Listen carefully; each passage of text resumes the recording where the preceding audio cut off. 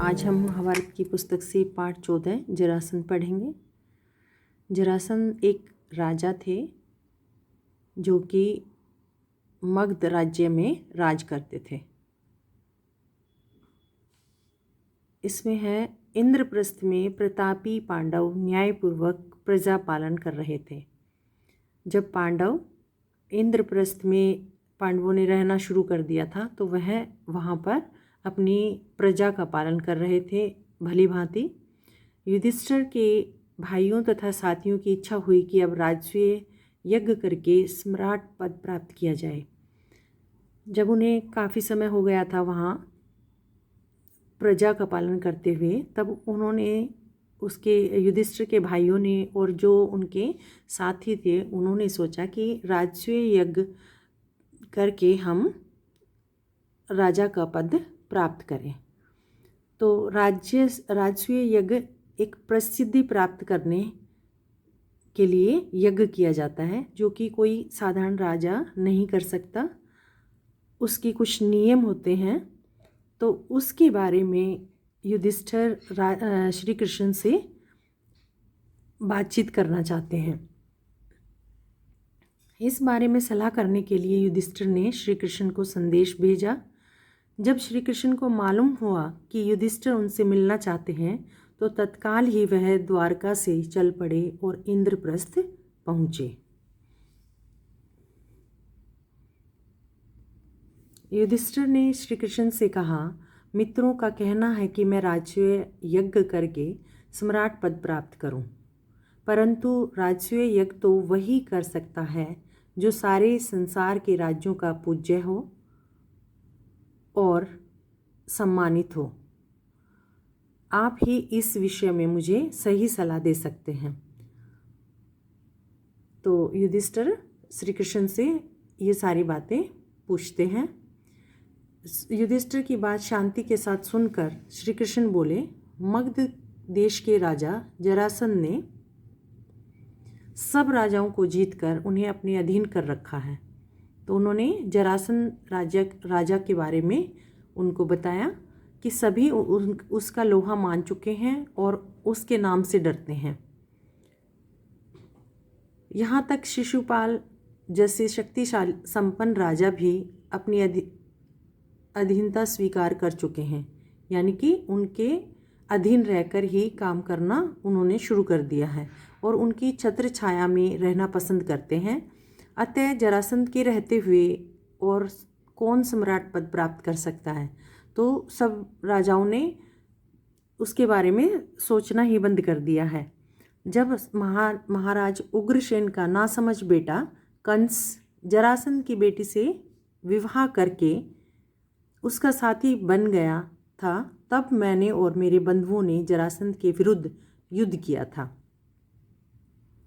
3 बरस तक हम उसकी सेनाओं के साथ लड़ते रहे, पर आखिर हार गए। हमें मथुरा छोड़कर दूर पश्चिम द्वारका में जाकर नगर और दुर्ग बनाकर रहना पड़ा।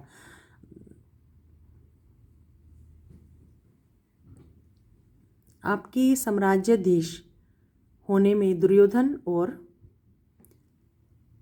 कर्ण को आपत्ति न भी हो, फिर भी जरासंध से इसकी आशा रखना बेकार है।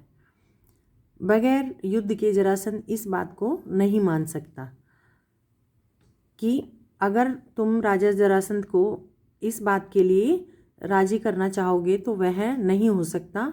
जरासंध के साथ तुम्हें युद्ध ही करना पड़ेगा, तभी तुम राजसूय यज्ञ कर सकते हो। जरासंध ने आज तक पराजय का नाम तक नहीं जाना है, क्योंकि सभी उसके अधीन रहकर काम करते थे। ऐसे अजय पराक्रमी राजा जरासंध के जीते जी आप राजसूय यज्ञ नहीं कर सकेंगे। जरासंध कभी अपनी हार मानने के लिए तैयार नहीं होते थे, तो वह नहीं चाहते थे कि इस तरह से राजसूय यज्ञ हो। उसने जो महाराजे बंदी गृह में डाल रखे थे, किसी न किसी उपाय से पहले उन्हें छुड़ाना होगा। जब ये हो जाएगा तभी राजसूय यज्ञ करना आपके लिए साध्य होगा। जितने भी राजा उन्होंने अपने बंदी गृह में बंद किए हुए हैं उनको सबसे पहले छुड़ाना होगा, फिर यज्ञ हो सकता है। श्री कृष्ण जी की ये बातें सुनकर शांति प्रिय राजा युधिष्ठिर बोले, आपका कहना बिल्कुल सही है। श्री कृष्ण ने जिस तरह से उनको ये बातें समझाई, उन्होंने ध्यानपूर्वक सुनी और उनको समझ आई कि ये सभी बातें श्री कृष्ण जी सही कह रहे हैं। इस विशाल संसार में कितने भी राजाओं के लिए जगह है, कितने ही नरेश अपने अपने राज्य का शासन करते हुए इसमें संतुष्ट रह सकते हैं। तो उन्होंने सोचा कि हमें भी इसी तरह से रहना चाहिए। आकांक्षा वह आग है, यानी कि इच्छा मनुष्य की कभी भी ख़त्म नहीं होती, जो कभी बुझती नहीं है। इसलिए मेरी भलाई इसी में दिखती है कि साम्राज्याधीश बनने का विचार छोड़ दूं और जो उसी को लेकर जो भी है उसको लेकर मैं संतुष्ट रहूं। युधिष्ठिर की यह विनयशीलता भीमसेन को अच्छी न लगी, क्योंकि युधिष्ठिर सबसे बड़े थे, सहनशील थे, समझदार थे, लेकिन दूसरे जो छोटे भाई थे उनमें ताकतवर थे, लेकिन वह इतनी अपनी बुद्धि से इस तरह से समझदारी से वह इन चीज़ों को नहीं सोचते थे जितना कि युधिष्ठिर सोचते थे। उसने कहा, श्री कृष्ण, नीति कुशलता, मेरा शारीरिक बल और अर्जुन का शौर्य एक साथ मिल जाने पर कौन सा ऐसा काम है जो हम नहीं कर सकते। यदि हम तीनों एक साथ चल पड़े तो जरासंध की शक्ति को चूर करके ही लौटेंगे, आप इस बात की शंका न करें। तो उन्होंने भीम ने कहा कि हम तीनों अगर मिलकर ऐसे करेंगे तो युद्ध करने की उनसे कोशिश करेंगे तो वो अवश्य ही हारेंगे, इस बात में बिल्कुल भी संदेह नहीं है। यह सुनकर श्री कृष्ण ने कहा, यदि भीम और अर्जुन सहमत हों तो हम तीनों एक साथ जाकर उस अन्यायी की जेल में पड़े हुए निर्दोष राजाओं को छुड़ा सकते हैं। परंतु युधिष्ठिर को यह बात न जची। उन्होंने कहा, मैं तो कहूँगा कि जिस कार्य में प्राणों पर बन आने की संभावना हो उसके विचार तक को छोड़ देना ही अच्छा होता है। तो युधिष्ठिर उनको फिर भी इसी तरह की बात समझाने के लिए कहते हैं कि अगर हमारे प्राणों के लिए भी हमें खतरा है तो हमें ऐसे विचारों को अपने दिमाग से निकाल देना चाहिए। यह सुनकर वीर अर्जुन बोल उठा, यदि हम यशस्वी भरत वंश की संतान होकर भी कोई साहस का काम न करें तो धिक्कार है हमें और हमारे जीवन को। जिस काम को करने की हम में सामर्थ्य है, भाई युधिष्ठिर क्यों समझते हैं कि हम न कर सकेंगे। युधिष्ठिर को बार बार इस बात के लिए संदेह होता है, लेकिन वह फिर भी इस बात के लिए वह उनको बताते हैं कि हम इस युद्ध के लिए हम जरासंध को हरा सकते हैं। श्री कृष्ण अर्जुन की इन बातों से मुग्ध हो गए। बोले, धन्य हो अर्जुन, कुंती के लाल अर्जुन से मुझे यही आशा थी। जब जरासंध के साथ युद्ध करने का निश्चय हो गया तो श्री कृष्ण और पांडवों ने अपनी योजना बनाई। उन्होंने मिलजुल कर ये बात निश्चित कर ली कि हमें युद्ध करना है। श्री कृष्ण, भीमसेन और अर्जुन ने वल्कल पहन लिए, हाथ में कुशा ले ली और वृत्ति लोगों का सा वेश धारण करके मगध देश के लिए रवाना हो गए।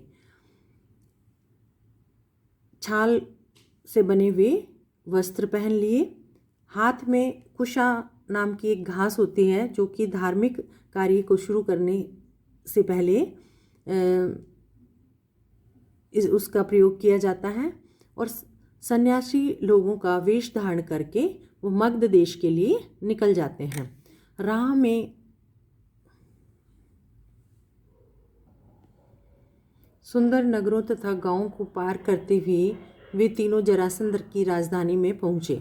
जरासंध ने कुलीन अतिथि समझकर उनका बड़े आदर के साथ स्वागत किया। जरासंध के स्वागत का भीम और अर्जुन ने कोई जवाब नहीं दिया।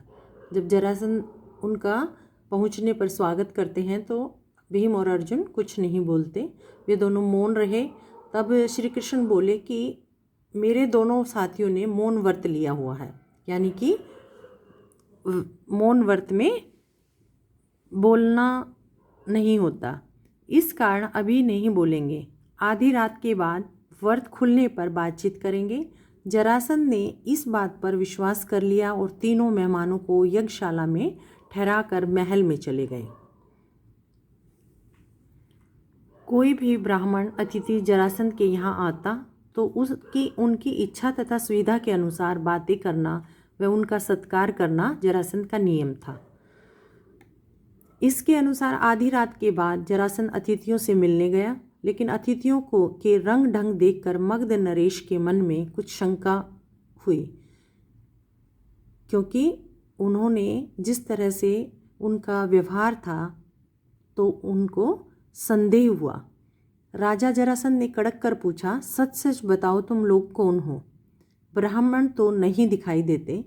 इस पर तीनों ने सही हाल बता दिया और कहा, हम तुम्हारे शत्रु हैं, तुमसे अभी द्वंद्व युद्ध करना चाहते हैं। द्वंद्व यानी कि दो व्यक्तियों के बीच में युद्ध करने की इच्छा करते हैं। हम तीनों में से किसी एक से, जिससे तुम्हारी इच्छा है, वो लड़ सकते हो। हम सभी इसके लिए तैयार हैं। तभी भीमसेन और जरासंध में कुश्ती शुरू हो गई। दोनों वीर एक दूसरे को पकड़ते, मारते, उठाते हुए लड़ने लगे। इस प्रकार पल भर भी विश्राम किए बगैर वे 13 दिन और 13 रात लगातार लड़ते रहे।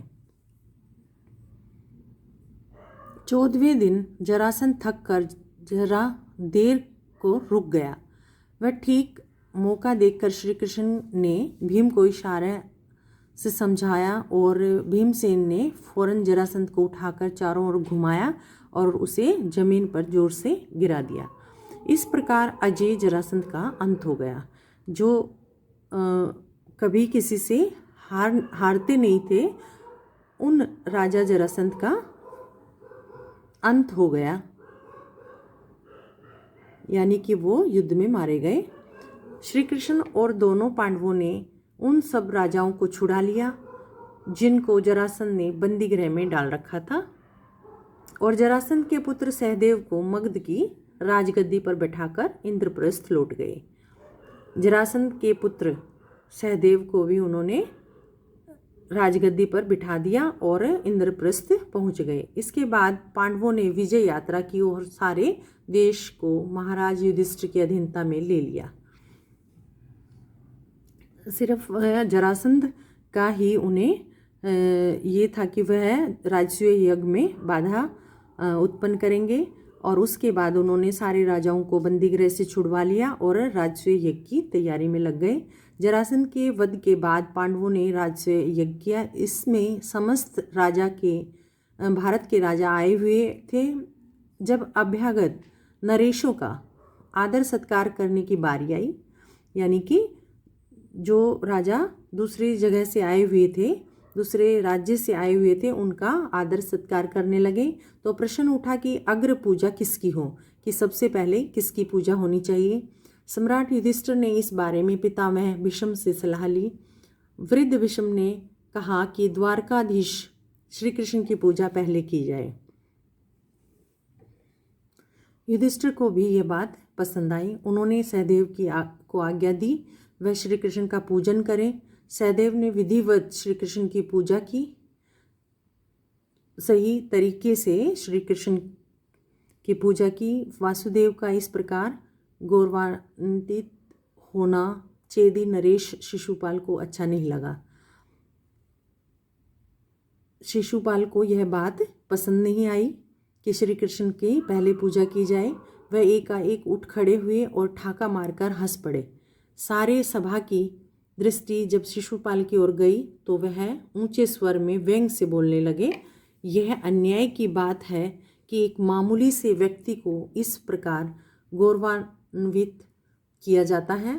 युधिष्ठिर को यूं आड़े हाथों लेने के बाद शिशुपाल सभा में उपस्थित राजाओं की ओर देखकर बोला, उपस्थित राजागण, जिस दुरात्मा ने कुचक्र रचकर वीर जरासंध को मरवा डाला,